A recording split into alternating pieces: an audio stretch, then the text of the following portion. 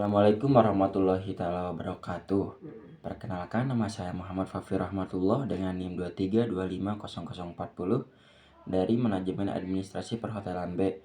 Di sini saya akan presentasi tentang demokrasi di Indonesia dengan latar belakang.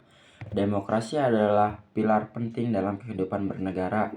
Di Indonesia telah mengalami berbagai perubahan dalam sistem demokrasi sejak kemerdekaan tahun 1945. Perkembangan tersebut menunjukkan bahwa demokrasi di Indonesia terus menyesuaikan diri dengan kondisi sosial, politik, dan budaya masyarakat. Di sini ada rumusan masalah dan tujuan.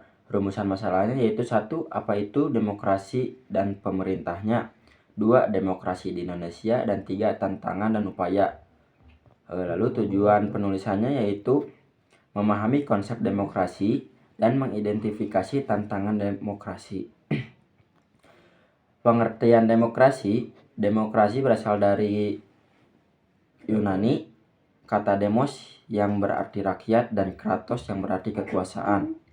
Demokrasi dimaknai sebagai pemerintahan yang dijalankan dari rakyat, oleh rakyat, dan untuk rakyat, dengan menjunjung tinggi hak asasi manusia serta supremasi hukum. Prinsip dan demokrasi.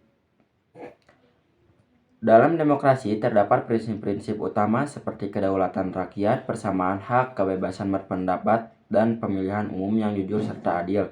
Di Indonesia, demokrasi dilaksanakan dalam bentuk demokrasi Pancasila yang berlandaskan nilai musyawarah dan keadilan sosial.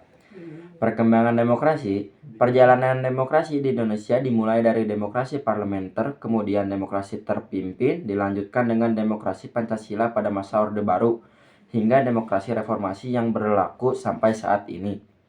Tantangan dan upayanya. Tantangan 1. Politik uang dalam pemilu.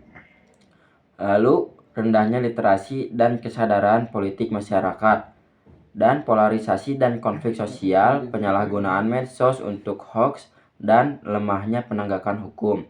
Lalu upaya yang bisa dilakukan. 1. Peningkatan pendidikan kewarganegaraan. 2. Penguatan penegakan hukum yang adil. 3. Meningkatkan transparansi dan akuntabilitas pemerintah.